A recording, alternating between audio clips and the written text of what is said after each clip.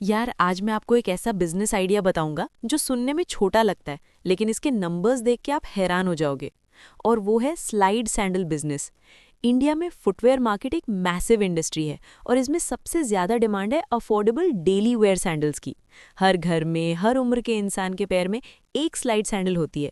घर के अंदर, बाहर, जिम में, बीच पर, मार्केट में। ये प्रोडक्ट कभी आउट ऑफ फैशन नहीं होता, डिमांड कभी ख़त्म नहीं होती और मार्जिन्स बहुत अच्छे हैं अगर आप सही से करो। तो आज मैं आपको बताऊंगा कि आप स्लाइड सैंडल बिजनेस कैसे शुरू कर सकते हो, बिल्कुल ज़ीरो से। पहले समझते हैं कि इस बिजनेस के क्या मॉडल्स हैं, मतलब आप इस बिजनेस को कितने तरीके से कर सकते हो। पहला मॉडल है रीसेलिंग। आप किसी मैन्युफैक्चरर से रेडीमेड सैंडल्स खरीदोगे और उन्हें अपने एरिया में या ऑनलाइन बेचोगे। ये सबसे कम इन्वेस्टमेंट वाला मॉडल है, 10 से 20 हज़ार में शुरू हो सकता है। दूसरा मॉडल है प्राइवेट लेबलिंग। आप किसी मैन्युफैक्चरर से सैंडल्स खरीदोगे लेकिन उस पर अपना खुद का ब्रांड नाम लगवाओगे। थोड़ा ज़्यादा इन्वेस्टमेंट चाहिए, लेकिन आपकी खुद की ब्रांड आइडेंटिटी बनती है। 30 से 60 हज़ार में शुरू हो सकता है। तीसरा मॉडल है मैन्युफैक्चरिंग। आप खुद सैंडल्स बनवाओगे अपनी डिज़ाइन के मुताबिक। ये सबसे ज़्यादा इन्वेस्टमेंट वाला मॉडल है, लेकिन मार्जिन सबसे ज़्यादा होते हैं और कंट्रोल पूरा आपका होता है। इसमें 1 लाख से ऊपर की ज़रूरत हो सकती है। अगर पहली बार शुरू कर रहे हो तो रीसेलिंग या प्राइवेट लेबलिंग से शुरू करो। मैन्युफैक्चरिंग बाद में करो जब मार्केट समझ आ जाए। अब बात करते हैं सोर्सिंग की, मतलब सैंडल्स कहाँ से लाओगे। इंडिया में कुछ मेजर फुटवेयर मैन्युफैक्चरिंग हब्स हैं जहाँ से आप डायरेक्टली फैक्ट्री प्राइस पर सैंडल्स खरीद सकते हो। आगरा, उत्तर प्रदेश, ये इंडिया का फुटवेयर कैपिटल है। यहाँ पे लाखों की संख्या में स्मॉल और बिग मैन्युफैक्चरर्स हैं जो होलसेल में बेचते हैं। चेन्नई, तमिलनाडु, यहाँ पे भी एक बड़ा फुटवेयर क्लस्टर है, स्पेशली रबर और ईवीए सैंडल्स के लिए।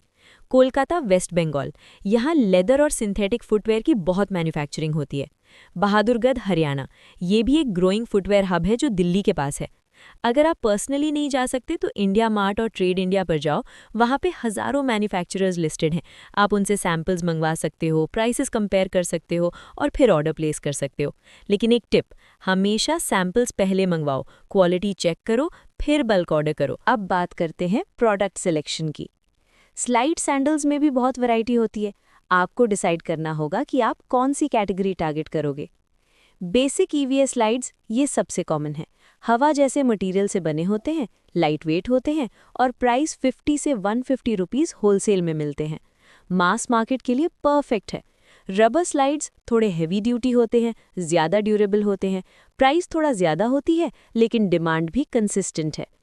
प्रिंटेड और डिज़ाइनर स्लाइड्स ये फैशन कॉन्शियस कस्टमर्स के लिए हैं। Floral prints, funky colours, trendy designs, margin इस कैटेगरी में सबसे ज़्यादा है। Branded look alike premium slides, ये मिड रेंज सेगमेंट है। कस्टमर चाहता है प्रीमियम फील, लेकिन ब्रांडेड प्राइस नहीं देना चाहता। यहाँ अपॉर्चुनिटी बहुत बड़ी है। मेरी सजेशन है कि शुरू में 1 या 2 कैटेगरी पर फोकस करो, सब कुछ एक साथ मत उठाओ।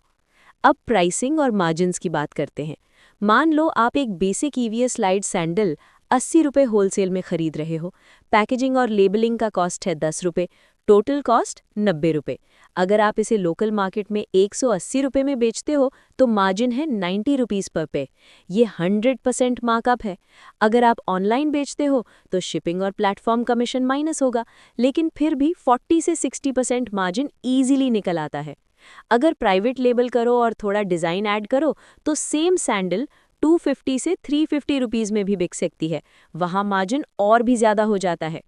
अब बात करते हैं सेलिंग चैनल्स की, मतलब आप बेचोगे कहाँ।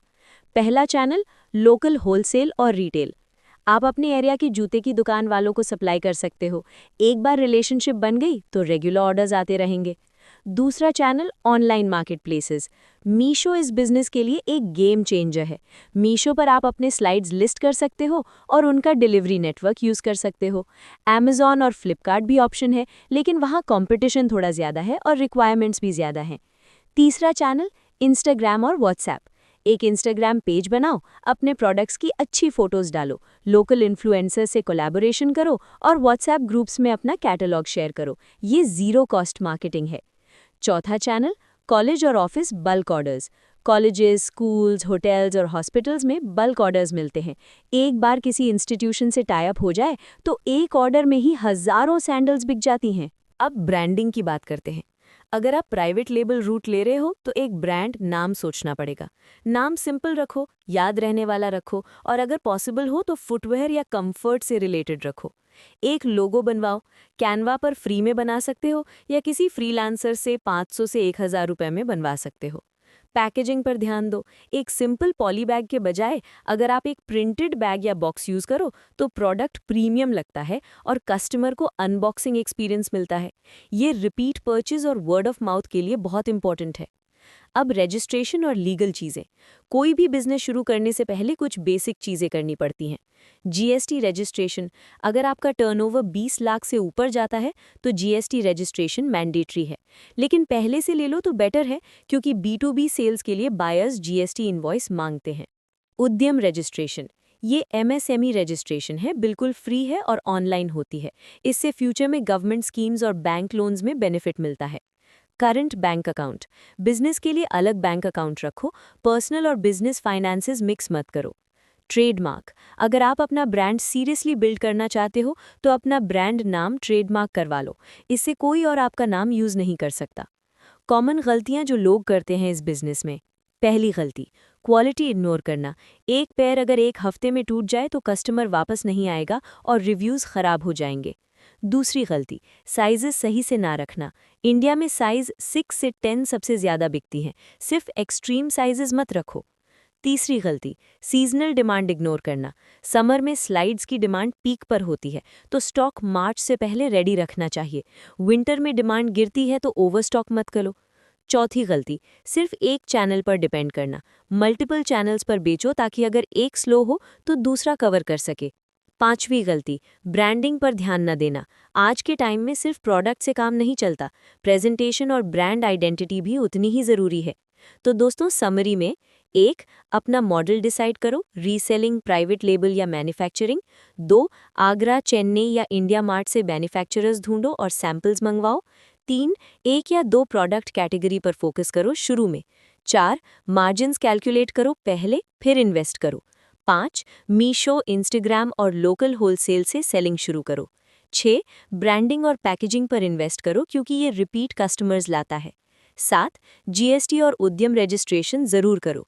स्लाइड सैंडल बिजनेस एक ऐसा बिजनेस है जिसमें डिमांड गारंटीड है, इन्वेस्टमेंट कम है और अगर आप सही से करो तो ये एक सॉलिड फुल टाइम इनकम बन सकता है। बहुत लोग इस बिजनेस से लाखों कमा रहे हैं। ज़रूरत है सिर्फ सही प्लानिंग और कंसिस्टेंट एग्जीक्यूशन की। अगर ये वीडियो हेल्पफुल लगा तो लाइक करो और सब्सक्राइब करो और कमेंट में बताओ कि आप कौन सी सिटी से हो और क्या आप ये बिजनेस ट्राई करना चाहते हो। मिलते हैं अगली वीडियो में।